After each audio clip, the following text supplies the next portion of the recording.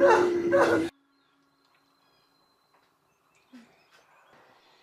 don't want this? Fine, that's okay. तो hello दोस्तों, welcome to हॉररलैंड। आज मैं आ गया हूँ आपके लिए एक और डिस्टर्बिंग मूवी लेकर। जैसा कि आप लोगों को डिस्टर्बिंग मूवीज़ कुछ ज़्यादा ही पसंद है, तो ये मूवी आपके लिए बहुत ही अच्छी होने वाली है। इस मूवी का नाम है डिस्मल और ये मूवी 2009 में रिलीज़ हुई थी और आपको यूट्यूब पर ये मूवी कहीं नहीं मिलेगी। मूवी बहुत ही स्लैशरिंग और डिस्टर्बिंग है, तो वीडियो को एंड तक पूरा ज़रूर देखना। और अगर आप इस वीडियो को देखने के बाद में इस मूवी को देखना चाहते हैं तो मैं अपना टेलीग्राम चैनल पर इस मूवी को डाल दूंगा, तो आप वहाँ पर जाकर इस मूवी को देख सकते हैं। तो इस मूवी की कहानी शुरू होती है एक जंगल से, जहाँ पर डिस्मल नाम के एक बड़े से लेक में बिली और नथन नाम के दो आदमी क्रोकोडाइल का शिकार करने आए थे। अब रात का समय था और दोनों फॉरेस्ट ऑफिसर से छुपकर शिकार करने आते हैं। अचानक से नथन को क्रोकोडाइल दिखता भी है, जिसे वो गोली मार देता है। उस समय दोनों बोट पर थे, लेकिन उस क्रोकोडाइल को गोली मारने के बाद भी उन दोनों को उसकी बॉडी नहीं दिखाई देती है और ना ही उसका ब्लड पानी पर दिखता है। तो इसलिए नथन बोट से उतरकर पानी के अंदर देखने जाता है, लेकिन तभी भी उसे वो क्रोकोडाइल नहीं दिखता है। अब अचानक से कोई पानी के अंदर उसे खींच लेता है। तब बिली को लगता है कि नथन उसे डराने के लिए ऐसा कर रहा है, लेकिन जब उसे बार बार बुलाने पर भी नथन पानी से ऊपर नहीं आता है तो उसे टेंशन होने लगती है और ऊपर से उसे ऐसा फील होता है कि कोई उसके आसपास है। हम किसी पर्सन को पानी के अंदर से बिली के ऊपर नजर रखते हुए भी देखते हैं। फिर अचानक वो पर्सन बिली को बोट से पानी के अंदर खींच लेता है और उसे जान से मार डालता है। यहाँ पर अब तक उस पर्सन का फेस नहीं दिखाया गया था, लेकिन उस किलर ने अपने चेहरे पर एक मास्क जरूर लगाया था। और वो किलर दोनों की बॉडी को अपने साथ में खींचकर फॉरेस्ट के अंदर अपने घर में ले जाता है और वहाँ पर दोनों की बॉडी के टुकड़े करके उनका मीट खाता है। मतलब कि ये किलर एक कैनिबल था जो कि उस फॉरेस्ट में आए लोगों का शिकार करता था। तो अब इसके बाद में कहानी एक टाउन के एक कॉलेज की तरफ आती है, जहाँ पर हम डेना नाम की एक लड़की को देखते हैं। डेना एक साइंस स्टूडेंट थी, लेकिन वो अपने प्रैक्टिकल में एनिमल्स का डायसेक्शन भी नहीं कर पाती थी। एनिमल को काटने के टाइम पर उसे बहुत घिन आती थी और उस दिन इस काम में उसकी हेल्प कॉलेज का एक नया प्रोफेसर कर्ट करता है। कर्ट ने कुछ दिनों पहले ही अपना ये जॉब ज्वाइन किया था और वो बहुत ही अच्छे से डेना को प्रैक्टिकल में हेल्प करता है और डेना को उसका बिहेवियर बहुत अच्छा लगता है। कर्ट एक स्टूडेंट ग्रुप को लेकर जंगल में प्रैक्टिकल के लिए जाने वाला था और उस प्रैक्टिकल के एक्स्ट्रा मार्क भी स्टूडेंट को मिलने वाले थे। कर्ट डेना को एक स्टूडेंट ट्रिप पर चलने को कहता है, क्योंकि डेना बाकी प्रैक्टिकल में कमजोर थी और शायद इस ट्रिप के एक्स्ट्रा मार्क ही उसकी हेल्प कर सकते थे। डेना ट्रिप पर जाने के लिए रेडी हो जाती है और तब कर्ट अपना नंबर डेना को देता है। उसी रात को डेना इस ट्रिप पर जाने की बात अपने बॉयफ्रेंड ब्रेंडी को बताती है, लेकिन ब्रेंडी उसे जाने से साफ साफ मना कर देता है, क्योंकि वो डेना को अपने एक दोस्त की पार्टी में ले जाने वाला था। डेना फिर से ट्रिप में जाने की जिद कर रही थी और तब ब्रेंडी उसे धमकी देता है कि अगर वो ट्रिप पर गई तो वो उससे ब्रेकअप कर लेगा, जिसके बाद में उसके खर्चे उठाने वाला कोई भी नहीं होगा। ब्रेंडी की बात सुनकर डेना को बहुत ही बुरा लगता है और वो ट्रिप पर जाना कैंसिल कर देती है। अब अगले दिन कर्ट अपनी कार लेकर आता है अपने कुछ स्टूडेंट्स को ट्रिप पर ले जाने के लिए। उस ट्रिप पर शेली, गेरी और जमाल जाने वाले थे, लेकिन जमाल वहाँ पर ईव नाम की अपने एक दोस्त को भी लेकर आया था। जमाल ने कर्ट और बाकी लोगों को ये बताया था कि ईव बस उसकी एक दोस्त है, लेकिन ईव की हरकतों से हमें पता चल चुका था कि वो एक प्रोस्टिट्यूट है, क्योंकि वो उनके सामने बहुत ही इनअप्रोप्रिएट कपड़े पहनकर आई थी। और जब कर्ट ने उसे ठीक से कपड़े पहनने को कहा था तो उसने उनके सामने ही कपड़े चेंज कर लिए थे। जमाल के सामने कर्ट कुछ बोल नहीं पाता और इसलिए अब ईव भी उनके साथ में जाने वाली थी। बस अब तक डेना ही वहाँ पर नहीं आई थी। कर्ट ने उसका बहुत वेट भी किया था और जब वो डेना के आने की उम्मीद छोड़ चुका था तब जाकर डेना उसके पास में आती है। यहाँ पर डेना अपने बॉयफ्रेंड को बिना कुछ बताए इस ट्रिप पर आ गई थी, क्योंकि उसके लिए वो एक्स्ट्रा पॉइंट बहुत ही ज़्यादा ज़रूरी थे। अब कुछ देर में वे सभी अपने डेस्टिनेशन के लिए निकल जाते हैं और यहाँ पर वे लोग उसी जगह पर जा रहे थे जहाँ पर वो डिस्मल लेक था। कुछ दूर जाने के बाद उनको रियलाइज होता है कि उनमें से किसी के भी फ़ोन में नेटवर्क नहीं आ रहा है, लेकिन कर्ट उन्हें इन सब बातों के लिए टेंशन लेने से मना करता है, क्योंकि उसके पास में एक वॉकी टॉकी था जिससे वो वहाँ के फॉरेस्ट ऑफिसर को कांटेक्ट कर पाएगा। उस जगह पर पहुँचने के रास्ते में उनको बहुत सारी अबेंडन कार दिखाई देती है, मतलब कि पहले भी वहाँ पर लोग आए थे और उनमें से कोई भी उन किलर से बचकर नहीं जा पाया था। कर्ट भी वहीं पर अपनी कार को रोक देता है, क्योंकि यहाँ से फॉरेस्ट के अंदर उन्हें पैदल चलकर जाना होगा। ईव को ऐसी प्लेसेस जरा भी पसंद नहीं थी, तो इसलिए वो जमाल को उसकी सर्विस के लिए ज़्यादा पे करने को कहती है और जमाल भी इस चीज़ के लिए राजी हो जाता है। जिसके बाद में कर्ट के कहने पर सभी लोग अपना सामान लेकर कर्ट की डायरेक्शन को फॉलो करते हैं। ये फॉरेस्ट डेना और कर्ट के अलावा किसी को भी पसंद नहीं था। डेना और कर्ट तो नेचर को एंजॉय कर रहे थे और वहाँ के एनिमल और बर्ड को देख रहे थे। कुछ ही देर में वे सभी उस डिस्मल लेक के पास में आ जाते हैं। कर्ट सभी को उस लेक के पास कैंप लगाने को कहता है और सभी लोग ऐसा ही करते हैं। कैंप लगाने के टाइम पर कर्ट डेना को अपने पिता के बारे में बताता है, जो उसे उसके बचपन में सिखाते हैं कि जंगल में कैसे सरवाइव किया जाता है। कर्ट की बातें डेना को बहुत ही इंटरेस्टिंग लगती है और वो कर्ट से उसके फादर से मिलने की बातें भी कहती है।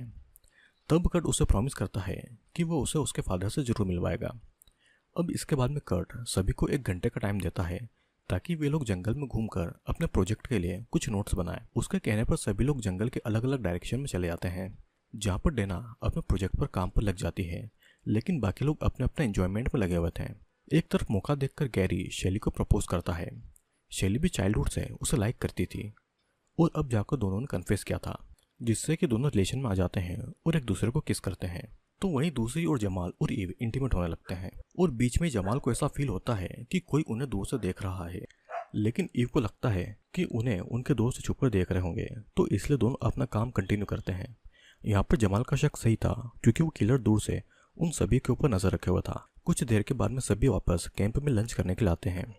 डेना लेक के पास में अकेली बैठी थी, तो कट उसे बात करने जाता है। कट ने अभी तक लंच नहीं किया था, तो इसलिए डेना उसे अपना मीट सैंडविच ऑफर करती है, लेकिन कट उसे खाता नहीं है।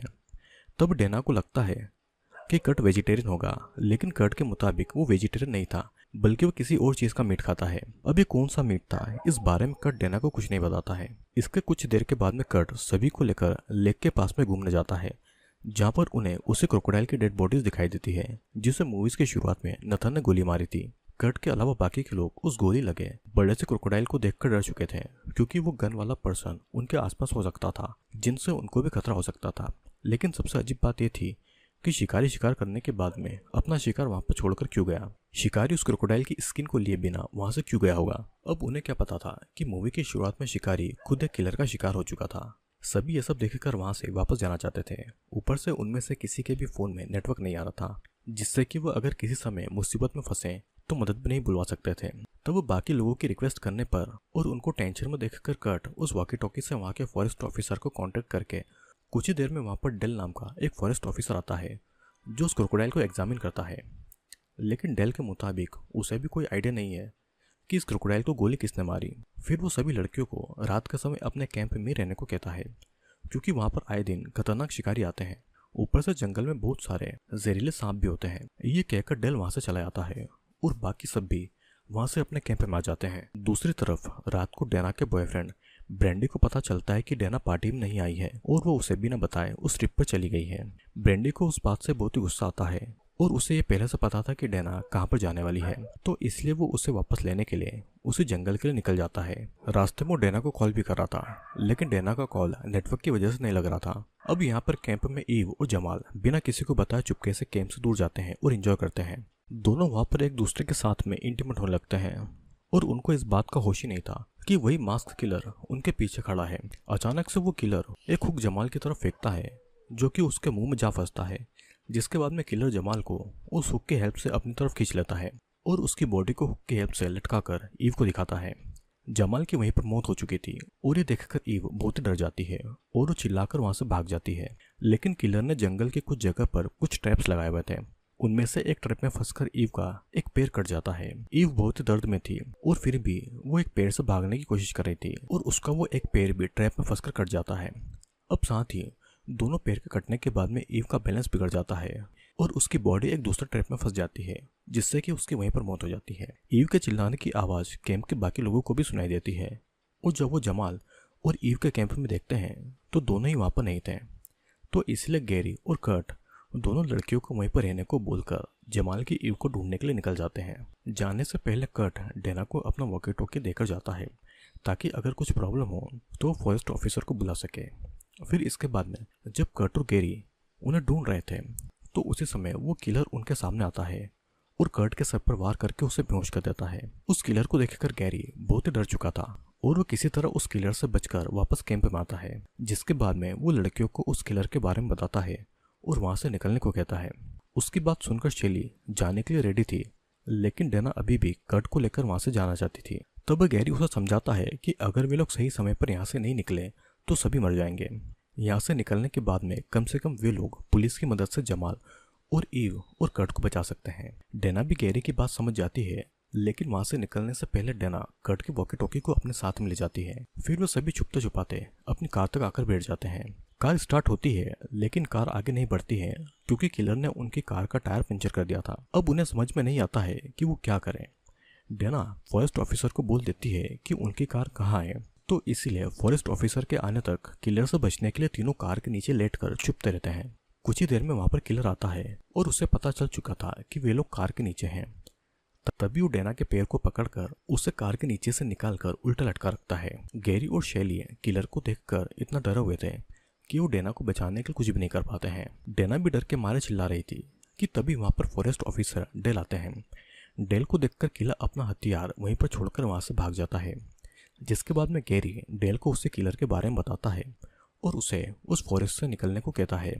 लेकिन गैरी की बात सुनकर भी डेल कोई भी जल्दबाजी नहीं दिखाता है। ऊपर से वो डेना को गलत तरीके से टच करता है, जो बात डेना को अच्छी नहीं लगती है। डेल की हरकतें देखकर गैरी उस पर गुस्सा करता है और उन्हें जल्दी से वहां से निकलने को कहता है। लेकिन गैरी की बातें सुनकर डेल उल्टा किलर के हथियार से उस पर ही वार करके उसे बेहोश कर देता है। उसी समय किलर भी वहां पर आकर डेना और शैली को पकड़ लेता है और अब जाकर हमें समझ में आता है कि डेल और किलर मिले हुए हैं, जिसके बाद में डेल दोनों लड़कियों पर भी वार करके उन्हें बेहोश कर देता है। कुछ देर के बाद में डेना का होश आता है और खुद को किलर के घर पर बंधा हुआ पाती है। उसके पास शैली और गैरी भी बंधे हुए थे। वहीं पर दूसरी सारी सड़ी गली लाशें भी थी जिन पर अब कीड़े लग चुके थे। उन लाशों को देखकर डेना चिल्लाती है तो किलर और डेल उसके पास में आते हैं और अब जाकर हमें उस किलर का फेस दिखाया जाता है, जो कि बहुत ही अजीब था।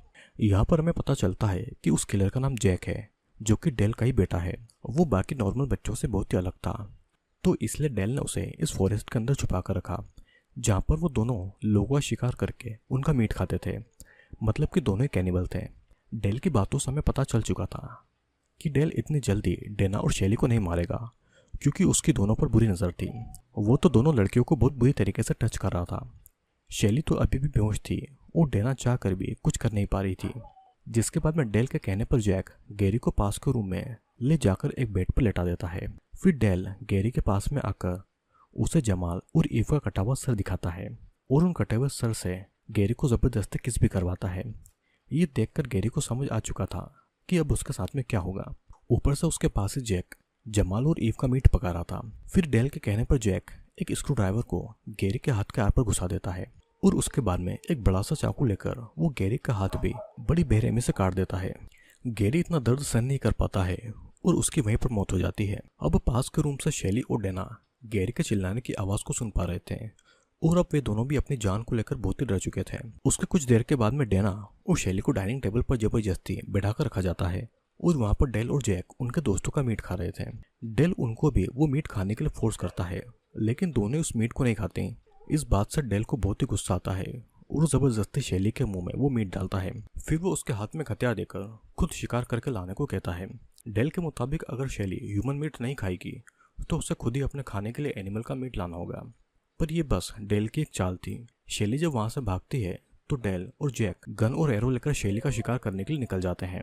शैली जंगल से निकलने की पूरी कोशिश कर रही थी, लेकिन उसे कोई रास्ता नहीं मिल रहा था और ऊपर से डेल और जैक उसके ऊपर अटैक कर रहे थे। किसी तरह शैली खुद को उनकी गोलियों और एरो से बचा रही थी, पर एक समय पर जैक उसे पकड़ लेता है और तब शैली उसी हथियार से जैक के पैर पर अटैक करके वहां से भागती है। लेकिन वो ज्यादा दूर नहीं जा पाती है और एक ट्रैप में फंसकर उसकी बॉडी 2 पार्ट में कट जाती है और उसकी वहीं पर दर्दनाक मौत हो जाती है। शैली का शिकार करके दोनों बहुत ही खुश थे, क्योंकि अब उन्हें बहुत सारा खाना मिल चुका था। दूसरी तरफ डेना ने खुद को रेस्क्यू से आजाद कर लिया था। वहां से निकलने से पहले वो घर में कर्ट को ढूंढती है, क्योंकि उसे कहीं भी कर्ट की डेड बॉडी दिखाई नहीं देती है। उसे पता था कि कर्ट जिंदा है और उसका शक सही निकलता है और कर्ट उसे एक रूम में सोया हुआ मिलता है। वो कर्ट को वहां से ले जाने के लिए उसे जगाती है। उसी समय पर वहां पर डेल और जैक आते हैं, जिसे देखकर डेना कर्ट के साथ वहां से भागने की कोशिश करती है, लेकिन तभी कर्ट डेना को पकड़ लेता है और उसे वहां से भागने नहीं देता है। मतलब कि कर्ट भी उनके साथ में मिला हुआ था। असल में कर्ट डेल का दूसरा बेटा था। वो नॉर्मल लोगों की तरह टाउन में रहता था और वहीं पर जॉब करता था और अपनी फैमिली के लिए कभी कभी लोगों को फंसाकर इस जंगल में लाता था, ताकि उसकी फैमिली उन लोगों का शिकार करके अपना पेट भर सके। इसी तरह कर्ट डेना और उसके दोस्तों को भी फंसाकर लाया था। कर्ट भी उन्हीं की ही तरह कैनिबल था, तो इसीलिए उसने एक बार डेना को कहा था कि वो एनिमल का मीट नहीं खाता है, वो किसी और का मीट खाता है। डेल और कर्ट बातें कर ही रहे थे कि वे लोग डेना को खाने से पहले उसके साथ में क्या करें कि तभी उसी समय उनका जनरेटर ऑफ हो जाता है। तब डेल के कहने पर जैक जनरेटर में ऑयल भरने बाहर चला जाता है। यहाँ पर डेना को यकीन था कि उसका बॉयफ्रेंड उसे ढूंढता वहां पर जरूर आएगा। तभी उसे डेल से पता चलता है कि उन्होंने उसके बॉयफ्रेंड को कल रात को ही पकड़ लिया था। डेल ने डेना के बॉयफ्रेंड ब्रेंडी को अपने फ्रिज में रखा था, जो कि अभी भी जिंदा था। डेल फ्रिज को खोलकर डेना को दिखाता भी है। अब डेना को पता चल चुका था कि उसे बचाने के लिए कोई भी वहां पर नहीं आएगा, उसे खुद ही कुछ करना होगा। तो इसीलिए मौका देखकर डेना एक फ्राइंग पैन से कर्ट और डेल के सर पर वार करके वहां से जंगल की तरफ भागती है, जिसके बाद उसे पकड़ने के लिए डेल, कर्ट और जैक गन लेकर डेना का पीछा करते हैं। कुछ दूर जाने के बाद डेल को वहां से कई सारे ट्रैप दिखाई देते हैं। उसे समझ में आ गया था कि वो इतनी जल्दबाजी में उन किलर और ट्रैप से बचकर जंगल से नहीं निकल पाएगी। वहां से निकलने के लिए उन तीनों कैनिबल किलर को मारना जरूरी है। तो इसीलिए डेना वहां पर उन किलर के घर में जाती है और पूरे घर में ऑयल डाल देती है। फिर वो एक बर्तन को बजाकर उन किलर को घर की तरफ बुलाती है और उसकी आवाज़ सुनकर किलर भी घर की तरफ आते हैं। तब डेना को भी एक गन मिल चुकी थी और उसी गन से वो किलर पर गोलियां चला रही थी ताकि वो उसके पास ना आए। एक समय पर डेना उस घर के पीछे चली आती है पूरे घर को आग लगाने के लिए, क्योंकि उसके प्लान के हिसाब से किलर घर के पास आ चुके थे। कि तभी जैक पीछे से आकर डेना को पकड़ लेता है। किसी तरह डेना खुद को उससे छुड़वाती है और उससे गन छीनकर उसी को गोली मारकर जान से मार डालती है। फिर वो पूरे घर में आग लगा देती है, जिससे वहाँ एक बहुत बड़ा ब्लास्ट होता है।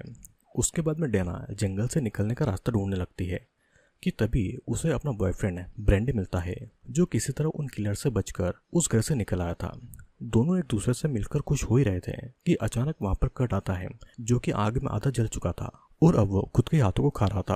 कर्ट का ऐसा रूप देखकर ब्रेंडी डेना को वहीं पर छोड़कर भाग जाता है। कर्ट अभी भी डेना को मारकर खाना चाहता था। उसने जब से डेना को पहली बार देखा था तब से उसने सोच लिया था कि वो डेना के मीट को एक दिन जरूर खाएगा, तो इसीलिए वो डेना को अपनी बातों में फंसाकर वहां पर लाया। इससे पहले कि कर्ट उस पर हमला करता, डेना एक चाकू से उल्टा कर्ट के ऊपर हमला कर देती है और उसके पेट को चीरकर उसके इंटरनल ऑर्गन को बाहर निकालती है। यहाँ तक कि डेना कर्ट का हार्ट भी उसके सामने निकालकर उसे दिखाती है, क्योंकि एक मेडिकल स्टूडेंट थी तो उसे पता था कि कैसे क्या क्या करना। जिसके बाद में कर्ट वहीं पर तड़प तड़प कर मारा जाता है। डेना एक ऐसी लड़की थी जो कि एक एनिमल को भी नहीं काट पाती थी और अब उसने इतनी बेरहमी से एक इंसान को काट काट कर मार दिया। इन सब इंसिडेंट की वजह से डेना की मेंटल हालत बिगड़ चुकी थी और अब वो पागलों की तरह हंसते हुए उसी तरफ जाने लगती है जहाँ पर उन किलर का घर था। मतलब कि डेना अब हमेशा के लिए उन किलर की तरह वहीं पर रहने वाली थी। तो वहीं पर बात रही डेना के बॉयफ्रेंड ब्रेंडी की, तो वो भी उन ट्रैप से बचकर उस जंगल से नहीं निकल पाएगा, क्योंकि उसे उन ट्रैप्स के बारे में कुछ पता नहीं था। और जब तक उसे पता चलेगा उससे पहले ही उनमें से एक ट्रैप में फंसकर उसकी मौत हो जाएगी। तो दोस्तों, मैं उम्मीद करता हूँ कि आपको ये मूवी पसंद आई होगी। अगर आपको मेरे वीडियोस पसंद आते हैं तो चैनल को लाइक जरूर करना। मैं आपसे मिलूंगा अगले वीडियो में।